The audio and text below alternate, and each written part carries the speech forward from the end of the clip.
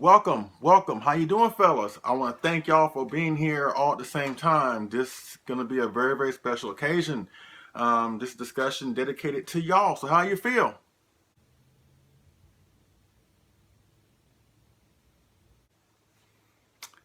Okay, I can see y'all are full of words and life today and lots of conversation. But like I said, this is dedicated to y'all. Y'all have impacted so many people's childhood. So that's why I want to do a discussion dedicated to y'all, the Showa series. So how do you feel?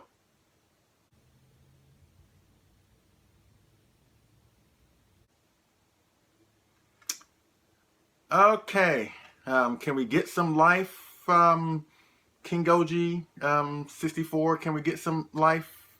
No? Well, at least we're not talking about this.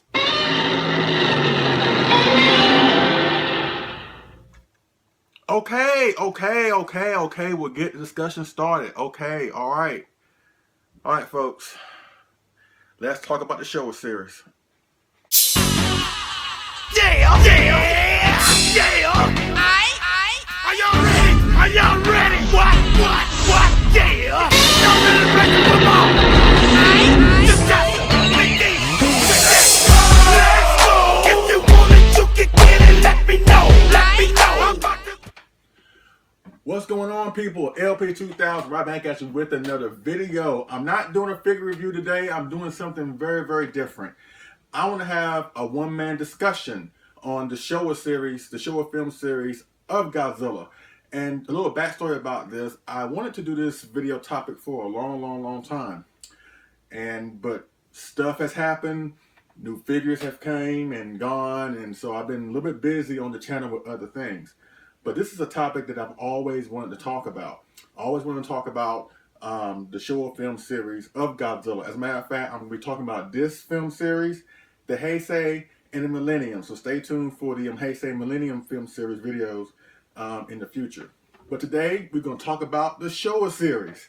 Oh, yes. I'm talking about every film in the Showa series. I'm not going to go into a lot of details about them. You know what I mean? I'm just going to skim over them and tell you my thoughts about it and tell you my opinions and thoughts of the Showa series, film series as a whole. So, with the help of my X Plus figures and a couple kits, whatever, this is just a small, at least a good majority of the Showa Godzillas that appeared in the film series. You know, got Godzilla from Monster Zero, Sea Monster, the original one, 68 from Destroy All Monsters, and Gigan and all that. Of course, the 62 from King Kong vs. Godzilla, 74 from Mechagodzilla, and of course, the 64 from my favorite Godzilla film, which I will touch on in a few minutes. So let's get started. All right, the first film in the series, Godzilla 1954, Gojira or Godzilla King of the Monsters. Just an iconic and legendary film. You know what I mean? And it just kick-started so many wonderful things. It introduced Godzilla to the world, and ever since then, you know, that has been, like I said, a very iconic and legendary film. Probably one of the most, if not the most important film of the series.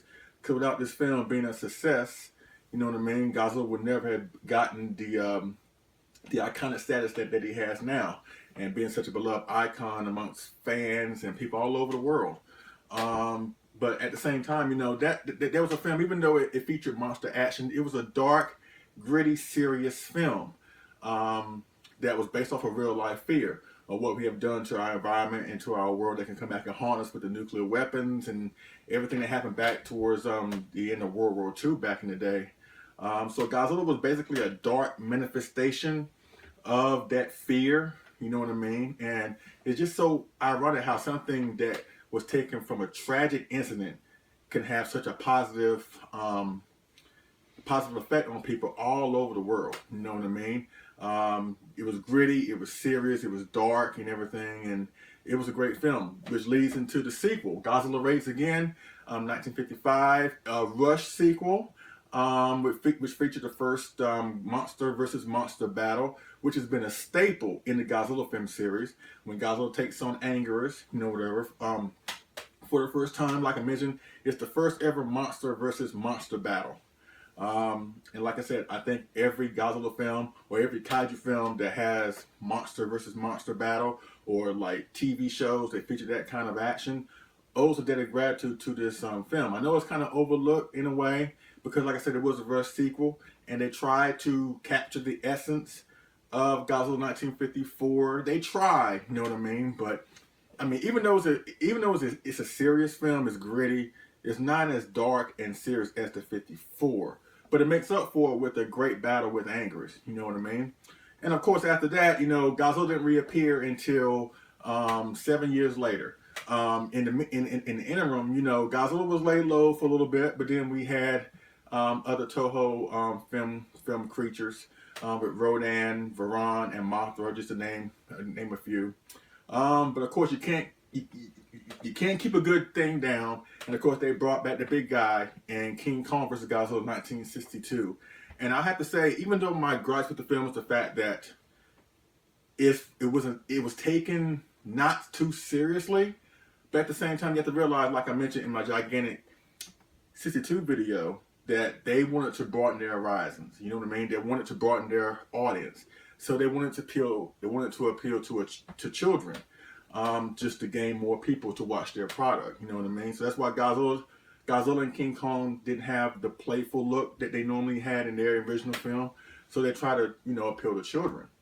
And although I don't really like the fact that it wasn't taken too seriously, but at the same time, it was needed. You know what I mean? Because as dark and gritty as both 54 and 55 Godzilla films were, you know what I mean? For every Godzilla film to be dark and gritty, I don't think it would have been very appealing to a lot of fans, especially children.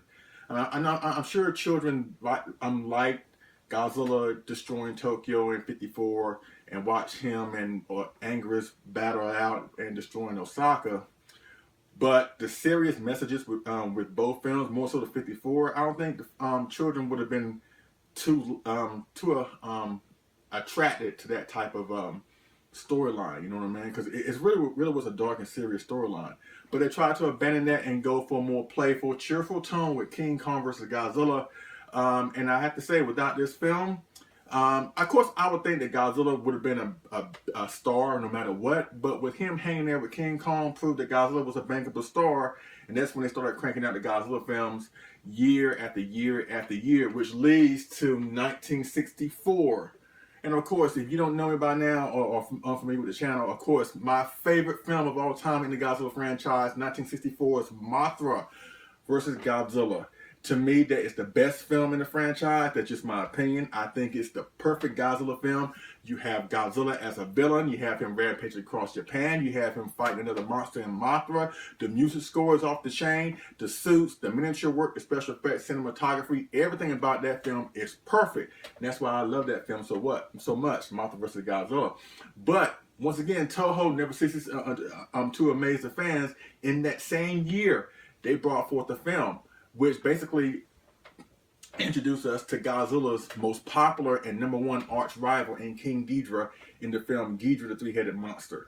And of course, in that film, you had King Ghidorah making his awesome debut, being opposed by Mothra, Godzilla, and Rodan, you know what I mean? And it was a great film, a great battle. Like I said, the introduction of King Ghidorah, you can't go wrong with that, you know what I mean? It's just an awesome film on so many different ways. So that year alone, with Mothra vs. Godzilla earlier in that year, Ghidorah Three-Headed Monster later on that year, just those two, just to create one classic Godzilla film is awesome. But to create two in 1 year, no words can really describe that. Of course, Dogora, the space monster, came out from Toho that year, you know what I mean? But as cool as that film was, you have to say that both Mothra vs. Godzilla and Ghidorah Three-Headed Monster were the pinnacle of monster film excellence in that year. Then we go to 1965, and obviously King Ghidorah was such a popular character and such an awesome character, they had to bring him back for the next film, Godzilla vs. Monster Zero, or Kaiju Daisenso. And this is the film that introduced aliens, the storyline between aliens want to take over the world and uses monsters to accomplish that task. And I have to say, they would use this storyline a lot during the Showa film series. But I would have to say, no offense to the other films, this is probably the best that this storyline is utilized. You know what I mean? the overall premise of King Ghidorah on another planet, and destroying that planet, or the aliens make it seem like he's destroying the planet, and they want to use Godzilla and Rodan as basically as hired guns to take care of King Ghidorah. All the while, it's all a ruse just to come back to Earth and take over the planet. And with the destination of both Godzilla and Rodan and Monster Zero 1 and Monster Zero 2 and King Ghidorah Monster Zero, such a fun film, an awesome film, an epic film. And just the scene of them capturing Godzilla and Rodan from the lake and from the rocky cavern that Rodan was in, just for them to accomplish that awesome scene in the 60s is very, very, very, very good. Very, very, very good. Now, then we jump to the year 1966 with Godzilla vs. Sea Monster. One of my favorite films of all time. Is one of the earliest films I saw as a Godzilla fan growing up. I love that film, you know what I mean? And of course, originally it was made for King Kong. King Kong had a cartoon going on at the time. And they approached, and I guess the people who own the rights to King Kong, I guess Rankin Bass or Universal or whatever, approached Toho to wanting to make a King Kong film. So they made a treatment of King Kong versus Ebirah. They didn't like it, so Godzilla was substituted at the last minute. But let's just talk about that for a minute. What if they did decide to go with King Kong versus Ebirah that year in 1966? I mean, of course, they did come out with King Kong Escapes a year later in 1967 because they liked that script better. But what if they did decide to make King Kong versus Ebirah? That means Godzilla would not have not been used that year, you know what I mean? I don't believe they would have made a Godzilla versus Baragon, because remember, Baragon fought Frankenstein a year earlier. I mean, so what did you do with Godzilla? Could Godzilla have been featured in Ultraman that year? Because he was featured in Zone Fighter in 1973. So what do you do with Godzilla? But also at the same time, if they did that, you know what I mean, I believe that would have serious ramifications, you know what I mean? If they didn't do King Kong Escapes, I mean, would we have gotten a Mechagodzilla? Since Mechanicon was the first ever robotic kaiju, and it was an inspiration for Mechagodzilla, wouldn't we have gotten Mechagodzilla? We probably would have got one later rather than sooner. But it's an interesting question to ask. Like, what would have happened if they would have not used Godzilla for Godzilla vs. the Sea Monster? You know what I mean? So, once again, it's a fun film. Ebirah is not exactly a King Ghidorah or Mechagodzilla as far as like popular opponents, but at the same time, it's a fun film. Godzilla fighting the giant lobster with Mothra making a cameo at the end. Very, very, very, very awesome film. Very, very fun film. I love that film to death. Then we go to 1967 with the film that has divided fans. Oh my God, divided fans. Son of Godzilla. Of course, this is the film that introduced Godzilla's son, Mania. Which I know a lot of fans, some fans don't really care for Mania. You know what I mean? And I'm in the camp where I do. I like Mania. Mania doesn't bother me. You know what I mean? It's fun to see Godzilla as a father figure and stuff like that. So it's fun. You know what I mean? And the whole film is fun. You know what I mean? And I even love the suit, even though the suit is not threatening looking as past Godzilla suits, but the film, everything, the music, everything was just a fun film with Son of Godzilla. I love the film, and I think people should give Mania a second chance. But if that's not your cup of tea, I can understand that. Then we go on to 1968 with Destroy All Monsters. Supposedly, it was supposed to be the last Godzilla film, which featured almost every monster that Toho had created all into one film. And it's one of those films that, even though I like the film, John Ruffin will give you a shout out because me and him feel the same way. I'm sure some folks out there do also. That some folks feel is the best Godzilla film because it has so many monsters in it. But even though the film is good, I feel it could have been a whole lot more. And to me, it's kind of overrated. You know what I mean? I get the hype behind it, but it could have been so much more. And I feel if this would have been the last Godzilla film and we had no other Godzilla films to come after it, with the Heisei, the 70s films, Millennium, I think it would have been disappointing because even though it featured a lot of monsters in it, you know what I mean, they only show up in like spurts. But it requires a lot of patience as a Godzilla fan. Or as a fan in general, but if you're willing to work through it, whatever, it's a great film, and they do pay it off at the very, very end. Once again, Destroy All Monsters, good film. I just wish it could be a little bit more. Then we jump to the year 1969 with Godzilla's Revenge, arguably, probably the worst Godzilla film out there, according to some people. I don't see it that way. I do like Godzilla's Revenge. even though it's comprised of a lot of stock footage and stuff like that. Minion's back, and you have a little boy who's having trouble with a bully. I think it sends a great message. Look out for a Kaiju discussion involving that. I'm gonna do that later on. I'm gonna do a whole discussion on Godzilla's Revenge because I like the film. I really do like the film, and I don't think that it deserves a lot of the heat that it does get. You know what I mean? I think, not by all means this is like the best Godzilla film or a great film. It's a good film, but I don't think it's as bad as a lot of folks try to make it seem that it is. You know what I mean? And obviously, if it was so bad, and some folks like to make it seem like it is, then it would have killed the franchise. But it didn't. It didn't kill the franchise. So let's go into the 1970s, which is probably my favorite era of Godzilla films, the 1970s. Of course, Godzilla set out in 1970. They didn't make a Godzilla film during that time, during that year. So they come back in 1971 with the controversial Godzilla vs. Hedorah, or Godzilla vs. Monster, which is a film that was used to warn of the evils and just address the pollution problems that the world, and at least Japan, was facing at the time. You know what I mean? And they used a Godzilla film to get across the clear message on how we need to clear up this problem. You know what I mean? And even though it's a kind of a psychedelic, groovy, kind of a weird film, I still maintain to this day that's probably the most underrated Godzilla film. You really should go out your way and watch it.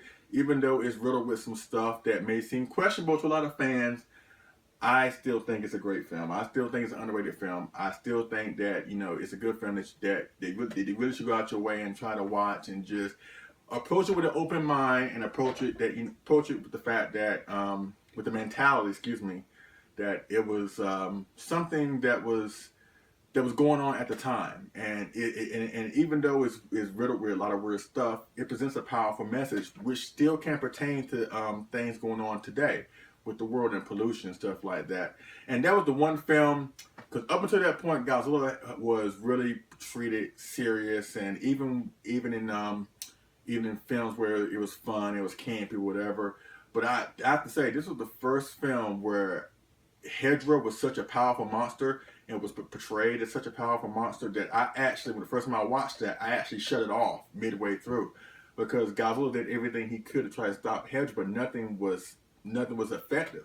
So me as a fan, as a kid, I'm like, wait a minute, Godzilla, you're supposed to be gaining some ground with this guy. How come you're not able to defeat him or blow him up, whatever? So I got really scared for Godzilla's safety. And I think that's powerful storytelling, especially even though Hedorah's design is kind of ridiculous and stuff like that, but they treated that monster with so much destructive respect, that the fact that he was able to cripple Japan and Godzilla was not even powerful enough to stop him on his own, I think that's great storytelling on its own. So, great underrated film, Godzilla vs. Hedorah. Then we go to Godzilla vs. Gigan, 1972, my second favorite Godzilla film of all time. I love that film. Godzilla angers Gigan and King Ghidorah in a tag team battle, with the Godzilla Tower in the background. Great film. I know a lot of folks don't like the stock footage, the over-reliance of stock footage. Godzilla anger is talking, but you know what? It's a great film. Introduces Gigan, another popular, awesome Godzilla character, villain, whatever. It's a great film. I think it's a film that deserves more praise than what it gets, despite the problems that it was going through. You have to realize something. The 70s films didn't have the budget as the 60s Godzilla film. So they had like half the budget. So they had half the budget to tell a story and to weave the stories that they did in the 70s, especially Godzilla vs. Gigan, even though they had to cut corners with stock footage and stuff like that. You have to give them credit for them doing what they can. And for this film to have high praise, at least for me, as a second Godzilla film, I think speaks volumes, considering what little they had to work with to get the film done. Then we go to Godzilla vs. Megalon, 1973. My first ever Godzilla film. This is the first film I ever saw as a Godzilla fan. And after that, I was hooked. That was more than enough to say, you know what? I'm going to get into this. You know what I mean? It captured my imagination. It made my childhood so much great. And it's just a great film. I mean, I know that it's kind of bad on some areas with stock footage, the way the monsters were acting more human-like, whatever. But also at the same time, it was the film that got a lot of mainstream attention, a lot of mainstream exposure in the U.S., where a lot of us fans growing up in the 70s and the 80s were exposed to this film, and that got us into Godzilla, you know what I mean? So a film that be this campy in a way kind of childish and kind of foolish in certain respects, for it to capture us and bring us in, it's really, really awesome. I don't think that, you know, all due respect to the 54 film, as dark and gritty and serious as that was, like I mentioned before, as a child, really understanding the message behind that film, I don't think would have sucked us in as Godzilla's Megalon. So that's why I think Godzilla's Megalon, for one, deserves a lot more praise, and I also give it so much respect, and I also acknowledge the fact that that was it. That what got me in, and I'm not turned back since. Love that film. Love Godzilla's Megalon. Now we go to the year of 1974, the 20th anniversary of Godzilla's birth, or original film, excuse me, with Godzilla vs. Mechagodzilla, 1974. One of my personal favorites also, I think it's number 5 on my list of my favorite Godzilla films of all time. I love the film, the fight between the real Godzilla and the disguised Mechagodzilla, King Caesar storyline, the three-way battle at the end, the way they position Mechagodzilla as an unstoppable force, kind of like how Godzilla was positioned as unstoppable in 20 years earlier. Really, really cool film. Great film. Even the music, and it's not really like Godzilla-esque type of music. It's more of a funky 70s groove vibe to it with the soundtrack. The soundtrack is kind of eclectic in certain respects, but you know what? Weave that with a great Godzilla story with great special visual effects. An ultimate villain in Mechagodzilla. You have one of the best Godzilla films of all time. Godzilla Mechagodzilla 1974. And of course, we come to 1975 with Terror of Mechagodzilla. And you can tell by the tone of my voice that obviously we're coming straight to the end of the Showa film series. And unbeknownst to people at the time, this was the last Godzilla film of the Showa film series. Of course, they wanted to make more Godzilla films after this, but this film was the least successful at the box office. So after that, they was like, you know what? Let's just end it. You know what I mean? Which is so unfortunate because Godzilla had so many great films prior to that point. Even Terror of Mechagodzilla was a great film. You know what I mean? They brought Mechagodzilla back because obviously he was such an awesome character. The inclusion of Titanosaurus or whatever. And I think because it's a carbon copy, not carbon copy, but it's so much different than Mechagodzilla 1974 that it's a darker story and they throw all the monster action at the very, very end, which I'm sure probably children didn't really like it that much. You know what I mean? Or at least I'm sure they enjoyed the film. But to sit there and wait for like an hour until some monster action happens, I know children can get really, really impatient. And which is, it's still mind-boggling to me that this was the least successful. You know what I mean? As much hate Godzilla Revenge gets, obviously that's more successful box office wise than Terror Mechagodzilla. But but to me, I think Terror Mechagodzilla is a better film than Godzilla's Revenge. Just everything about that film is very, very, very good, and the fact that it was the least successful, I'm just having a hard time wrapping my mind around that. But it's a great film. Really is a great film. It shows Godzilla going out in a blaze of glory, fighting an unstoppable force in Mechagodzilla and Titanosaurus. To me, like I mentioned before, it's a culmination of the Godzilla Showa film series as a whole. Godzilla fighting off against an alien invasion against an opponent which is a mechanical double of himself, and just going out in a blaze of glory. You know what I mean? And it's a great film. And it's a great film to end the Showa film series, you know what I mean? Even though personally I would not have liked it to end like that, but at the same time, all good things must come to an end. And also, you don't want to like milk it where you're making movies for the sake of making movies and not having any kind of character or any kind of like any real motivation to make it. I mean, of course, these films have so much going for them, you know what I mean? That you don't want to just like make movies just to make movies. You want to make something quality, you know what I mean? So. With that being said, I love the films. I really do. I love them all. I love the Showa film series, you know, whatever. It's my favorite film series of all time. As a matter of fact, I rank them the way they have happened during the course of time. Showa film series number 1, Heisei number 2, and Millennium number 3, as far as I'm concerned. And I know a lot of people don't really like the Showa series because the way that they converted Godzilla into this goofy superhero towards the tail end.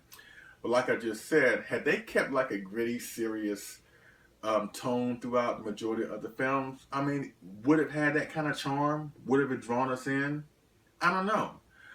It's a question that's worth asking. I don't think that it would, because I think we needed these fun films. We needed Sea Monster and all these films.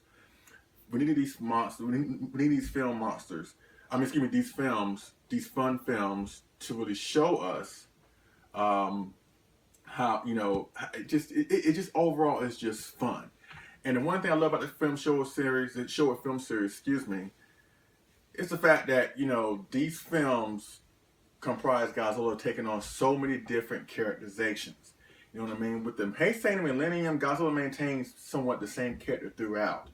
But with the SHOWA film series, you know, they have so many good films where they take the Godzilla character in so many different situations, different directions, that to me, it makes the character seem more appealing. You know what I mean? And if you don't like Godzilla being a goofy superhero, you know what? There are plenty of other films out there, you know, that still show Godzilla in serious light, but shouldn't disdain your opinion of Godzilla. But as far as the SHOWA film series, it's just a great film series where it incorporates so many different things. If you want to see Godzilla as a straight up villain, you got Mothra vs. Godzilla. You want to see Godzilla as a superhero, you got Godzilla vs. Megalon. You want to see him as an anti-hero, you got Godzilla vs. the Sea Monster. You want to see him as a father figure, you got Godzilla's Revenge, and so on. There are so many wonderful things about the SHOWA film series, even though they try to appeal to children, and even though there are some moments where Godzilla is really, really goofy. But you know what? I will defend that until the cows come home. I love the SHOWA film series. To me, it's the best film series of Godzilla. And you have to also realize with the Millennium and the Heisei, they also incorporated some SHOWA stuff in their film series as well. Whether that's revamped storylines, revamped monsters, revamped music, you know, everything in a way kind of always goes back to the SHOWA. And so that's why that's my favorite Godzilla film series of all time. Love these films. I can pop any one of them in and just be so thoroughly entertained. And it's just awesome. It really is awesome. So that basically concludes my discussion of the SHOWA film series of Godzilla. You know what I mean? And stay tuned in the future. I'm going to do one dedicated to the Heisei and dedicated to the Millennium. They're coming. But like I said, this has been on my mind to do for a long time. And I'm glad I have it done now. You know what I mean? So, yeah, but that's pretty much it. If you have any questions or any comments, holler me down in the comment section or hit me up on Facebook, Vermont Callaway. We definitely go from there. And if you have anything you want me to discuss or talk about or review, please hit me up. I'm not that hard to find, and I will do my best to get back with you as soon as I can. In the meantime, do me a favor. Watch one of these awesome films. Watch them. Enjoy them. Mothra vs. Godzilla. King Kong vs. Godzilla. King Kong vs. Godzilla. Godzilla vs. Gigan, or Godzilla vs. Hedorah. The original 54. Godzilla vs. Mechagodzilla 1974. Godzilla vs. Monster Zero. Pop them in, and you'll have a wonderful, fun time, which is what the SHOWA film series of Godzilla is definitely all about. Alright? I thank y'all for watching. I appreciate it, and I will see y'all again on next figure and move review. Alright? Y'all take it easy.